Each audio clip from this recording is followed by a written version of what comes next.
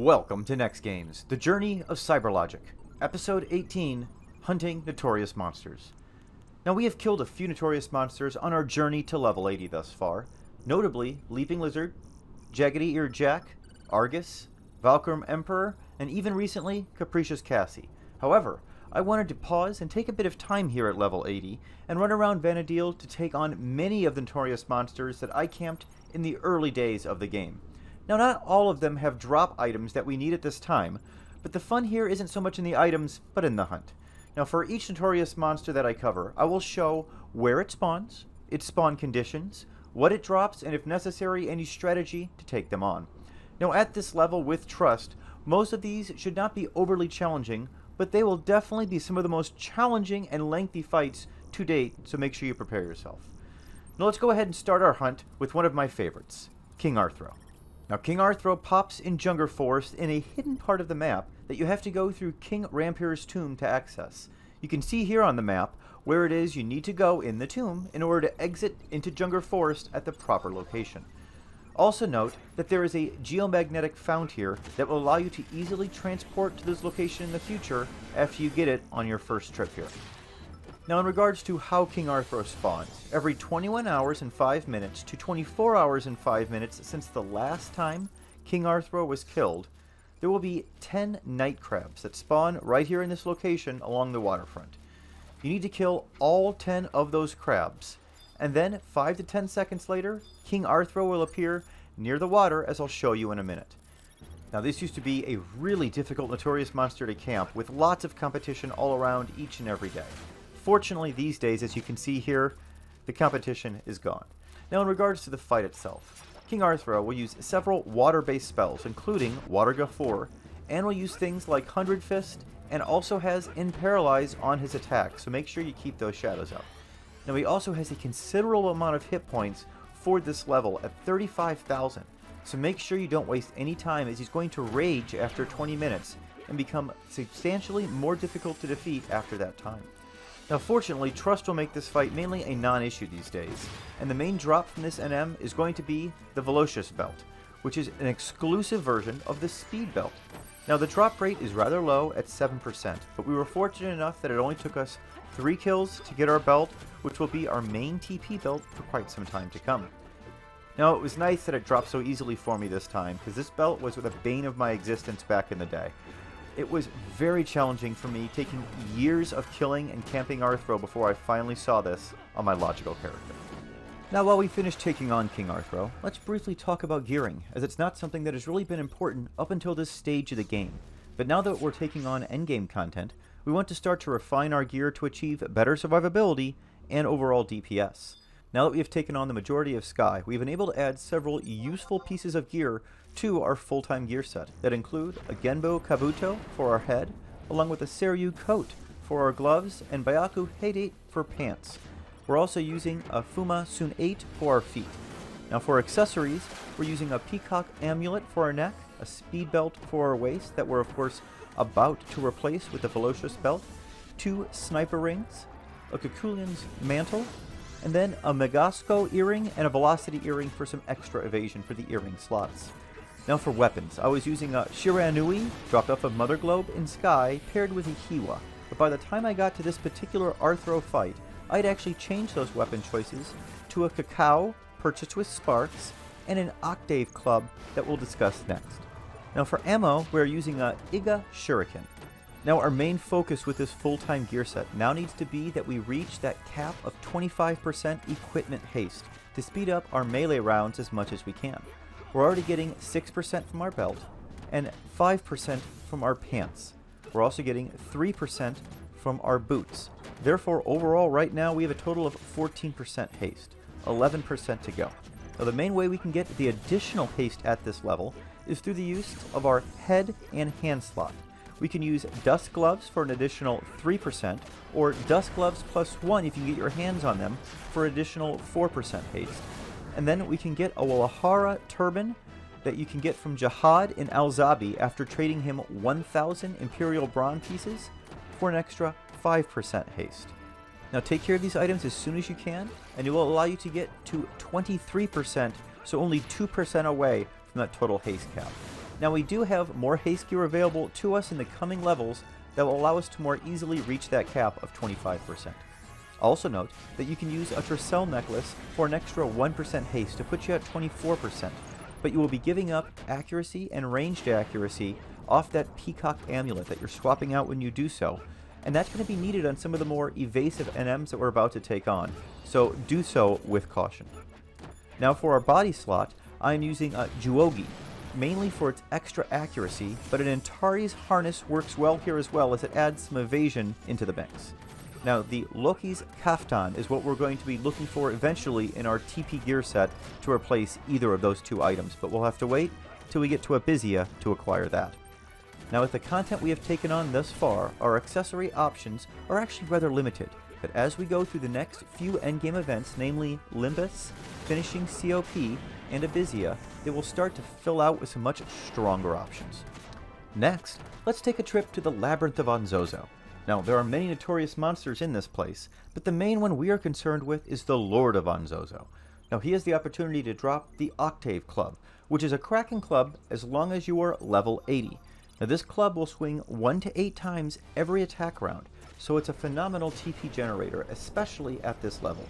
Now, if you're planning on just quickly leveling to level 99, then you're going to get little use out of it, but I intend on staying sub-level 99 for quite some time yet as we take on the early game content, so this will come in very handy while we do that if we can manage to get the drop. Before that though, we actually need to get him to pop, which is very rare. 16 hours after his last death is when his spawn window will open, and there is a single Flying Manta placeholder that you can see right here on your map. You need to kill this placeholder and it will respawn every 5 minutes. Now fortunately, I was lucky on this day and he spawned after only killing the placeholder once, but it can take over 24 hours of killing this placeholder after his window opens for it to spawn, so you can be here for some time. Now the drop rate on this club is rather low, at 7%, so frankly, I wasn't optimistic that I'd be leaving the Labyrinth with the club on this day. But fortunately, luck was with me, and I went 1 for wub and got the drop. So now we have a really fun offhand weapon that we get to use at level 80, 88, and 96. So for the next 16 levels before we get to level 99. But before we leave the Labyrinth, there are 2 other NMs that we need items from. The first is Mysticmaker Profblix that can be found here on the map and spawns every 2 to 2.5 hours. Now he drops a Moldavite earring, which will be a mainstay for an ninjutsu elemental set for some time to come once we start putting that together. So you definitely want to go ahead and try and get this now, especially while you're killing those Labyrinth of Onzozo placeholders. You have nothing else to do, you might as well go south on the map a little bit and take out Mysticmaker a few times to get your earring. Now the earring has a 25% drop rate, so it's not too bad, and once again, I was fortunate enough to get it on my first kill that you're seeing right here while waiting for that Lord of Onzozo placeholder to respawn. Now also in this cavern is Ose, just north of Lord of Onzozo that you can see on your map here. Now he drops a nice body piece that allows us to boost our attack. Now this is another great NM to kill while waiting for that placeholder from the Lord of Onzozo to respawn. Now since the Lord both spawned and dropped that club so quickly, we didn't even get to see a single Ose spawn until right after the kill of the Lord, and that's where my luck stopped, as he did not drop the Jurgen, which only has a 22% drop rate. Now Ose's window for respawn opens 1 hour after his death, but note that it's another one of those rare placeholder spawns, so once again it can take up to 16 hours for him to spawn at times after that window opens.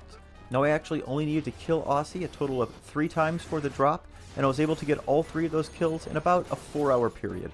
So after our short time in the Labyrinth, we ended up with 3 great drops that were very useful to us.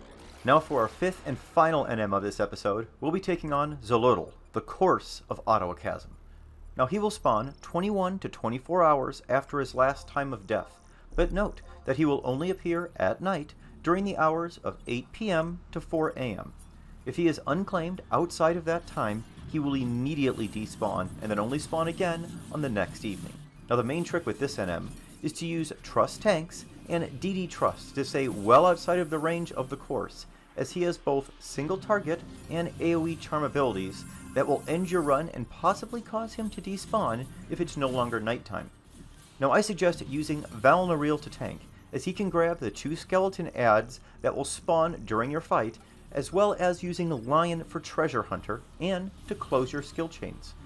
You also should be using Shantoto 2 to also close skill chains and Magic Burst off those skill chains that are created.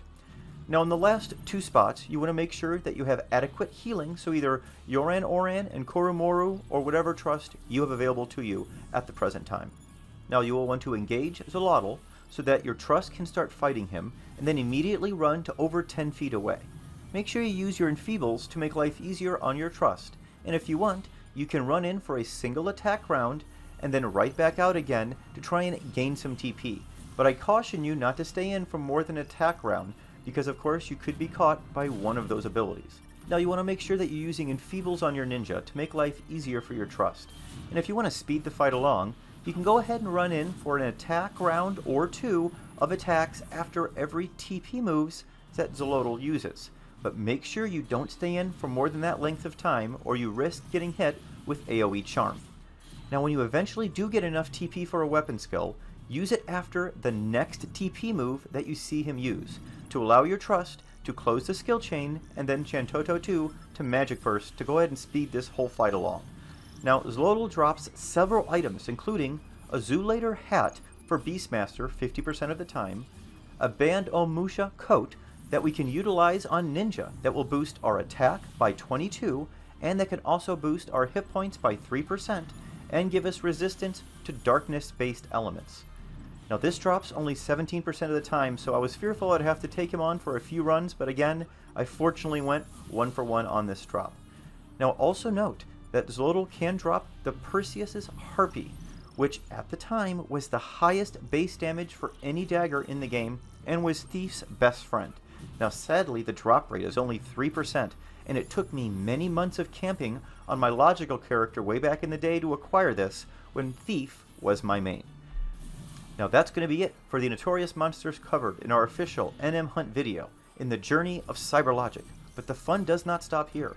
I went on to take on any NM of consequence that I could think of on Vanadil and recorded it. Future short videos will be released showing me taking on these classic NMs such as Ash Dragon and Circuit in a new series called NM Hunt. I hope you will join us for some nostalgic NM action. That'll be it for this episode of the Journey of CyberLogic. I hope you found that helpful and enjoyed that. Now in our next episode in the series, we'll be taking on the Alliance Fight Divine Might at level 80 for our Super No Mimi earring. Now if you have enjoyed this content and it's your first visit to my channel, be sure to click the subscribe button under the video and the bell icon next to it to be notified when my future videos are released. For future discussions on Final Fantasy XI, join us on the NEXTGames Discord channel, and if you wish to support the channel, you can do so by way of our Patreon page or through the NEXTGames merch shop. Links to all of this can be found on the NEXTGames YouTube banner. Thanks so much for watching, everyone. Have a great week. Stay safe and stay healthy out there.